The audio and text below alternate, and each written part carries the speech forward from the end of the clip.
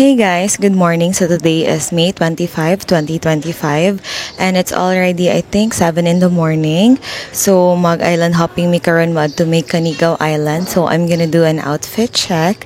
So my hat is from Metro and top and shorts is from 138. Of course, my slippers is from Duralite, but I'm gonna change into my water shoes later. Yeah, this is my outfit of the day.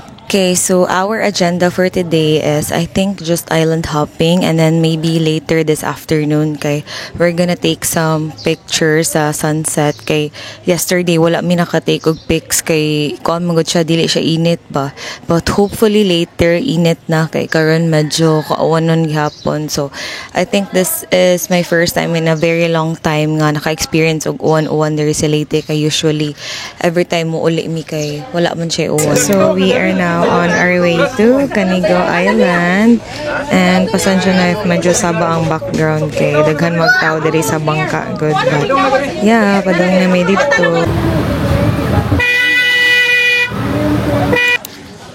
Okay, so this is our cottage. Nice kay siya guys, kina siya taas. So diri sa babaw pwede mo maka-overnight. So makabutang mog tent diri or foam. Dako sa jug space and then naa siya veranda. Which is nice. And then dili sa siya init kay kuan man siya naitanom. So it's very nice. It's very spacious. So by the way, this is the mayor's cottage kay since kuan relative man mo ang mayor, so iyang gipagamit ang iyang cottage. Nice ko oyo dako kastanan.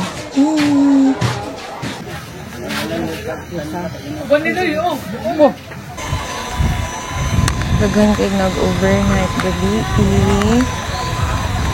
Okay, so right now mangita sa main spot kung asa may makatake og pictures kay daghan og tao and init kayo. So I think almost 10 a.m. na. So we're just gonna look for a spot. Grabe nakainit. Look how fine the sand is. Muna giingon nga ang Canigao kay Little Boracay.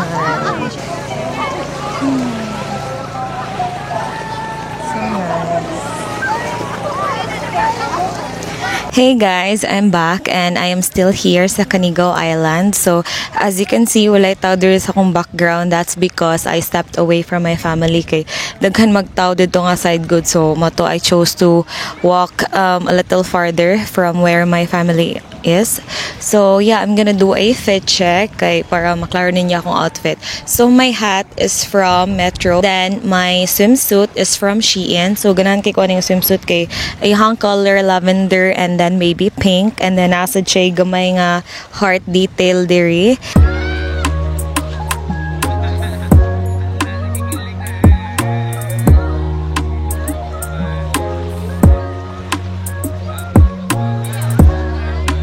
By 3 p.m. mo balik na mi dito sa mong balay kay we will gonna freshen up kay napami kanang misang atinan by 5 p.m. Since Sunday man ron and hapit na fiesta, I'm gonna walk back now sa akong family. And wala na lang sana ko iposa ang tripod kay kapoy man. Ay, wait, nabili ang case. Oh my God. So, muna ni siya ang itsura sa Canigao. So, medyo gamay-gamay na lang gid ang tao kay daghan na magnang uli. But I think daghan niyo niya kay daghag mag-overnight.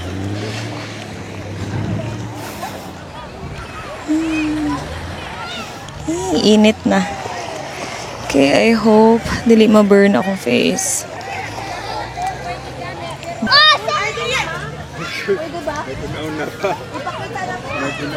Sige, daghan kay tent. So, daghan jud siguro ning mag-overnight niya. And ubay-ubay paghapon ang tao.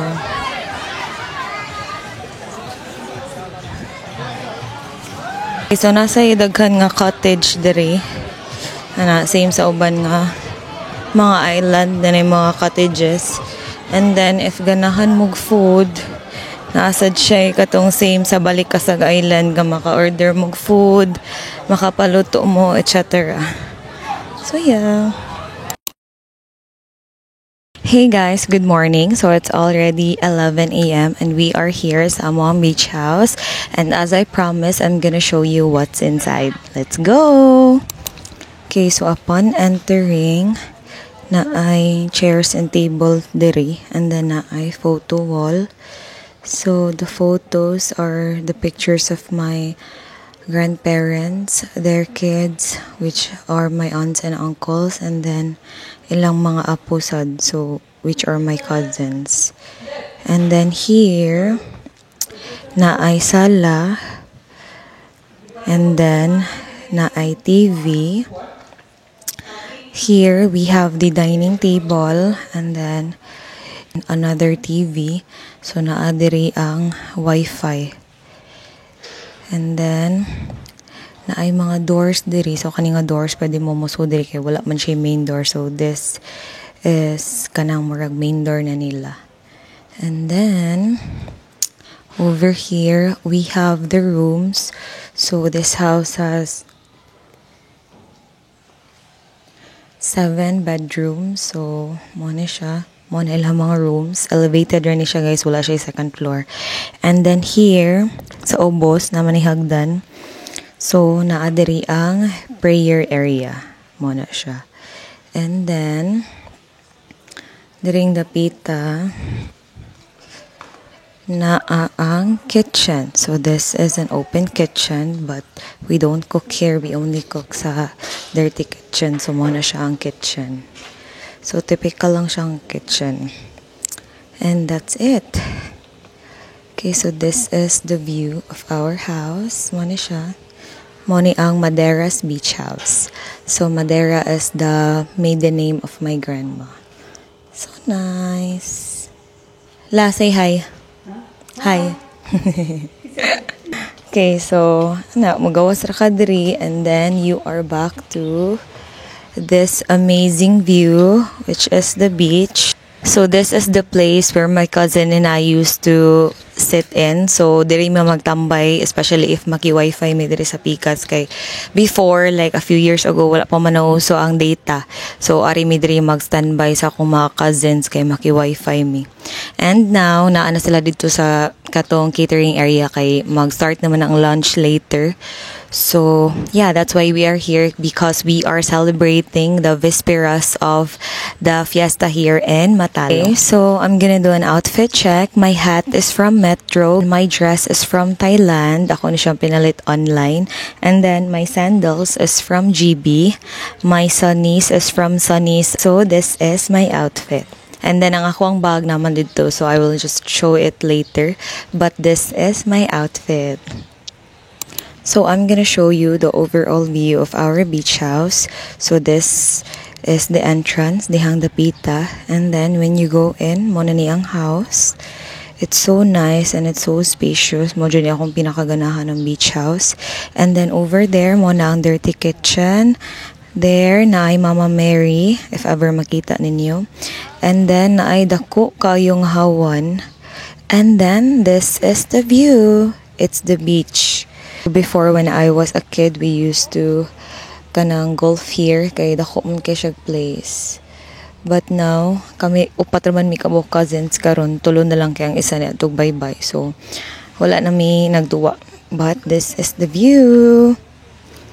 And then over there mo na siya ang lanay. And then mo na siya ang set up sa catering kay later mga unami. Okay, so mo na siya ang beach. See? And kana siyang island, if makita ninyo mo na among giadtog hapon katong Canigao Island. I fell in love with the beach because we always come here before. And katong bata pa ko, per mi maligo diri. And ako'y daghang picture sa album sa lula nga maligo mi diri when we were kids. Like almost every day, ari jud mi diri maligo. But now, I think the last time nga naligo ko diri mga 2017 or 16. So, dugay na. Kay ato naman may maligo sa katong island. Kana siya Canigao. Santos gyud ka Ginoong tuburan sa tanang kasantos, ipadala imong espiritu pag santos ini magasa. Haron mahimo niya lang kanamo nga lawas ug dugo ni Jesucristo among Ginoo. Sa pagpasakit siya kaugalingon, mikuha siya og pan, mipasalamat kanimo mipikas. Mihatag dini ngadto sa iyang mga tinun-an ug mingon, dawata kini ninyo nga tanan ug kana, kay kini mao ang akong lawas ngitugyan alang kaninyo.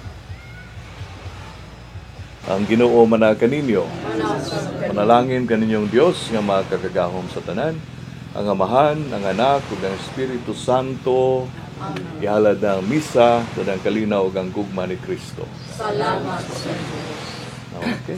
Hey guys, so manaman ang misa. So right now, maglinya na ako para makakaon ako sa akong lunch. So you're gonna see my relatives here in the back. Kay invited man sila sa amo ang private nga misa. So let's eat!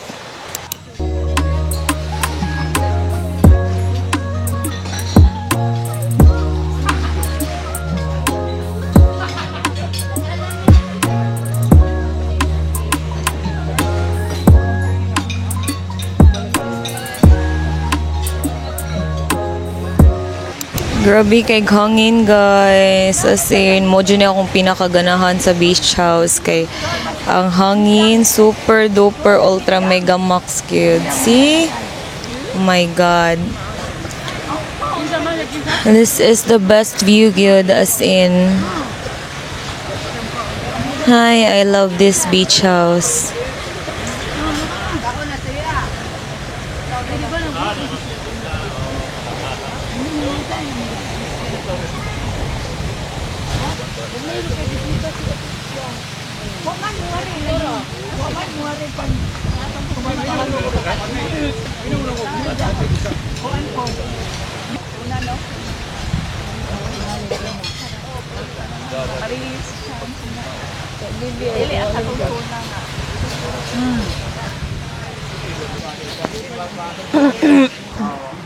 So this is what I usually do whenever I'm here. Maglingkod ra ko diri and then mag-chill and then magtanaw sa view kay nice kayo ang view, especially like hearing the waves. It's so nice, it's so relaxing and it's so therapeutic. So that's why I really love this place. Mo na nga ako jud gi-promise akong self nga in the future if ever tagaan kog chance sa Ginoo kay magtuko jud go ako ang beach house kay I want to create a lot of memories with my own family in the future. So I hope matupad ako ang pangarap. This is my view. It's the bluest of the blue. It's the ocean. Niinit na.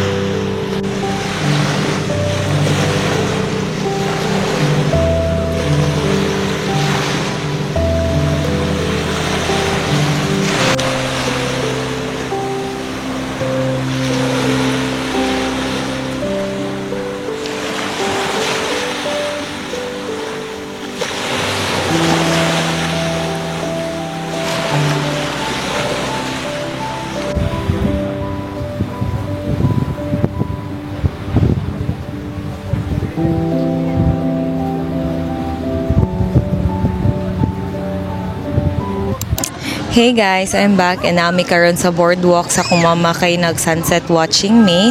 So, mao na ni siya ang status sa sun karon. So, gamay na lay ko ang mulubog na gid ni siya and makita na sad nimo ang sandbar. So, mao ni siya ang sandbar diri. You know, before, every time mag-sunset ni kay ang iyahang color kay pink and violet and then sky blue. But now, wala siya nga color but it's okay kay sunset man gihapon I appreciate tanang klase nga sunset.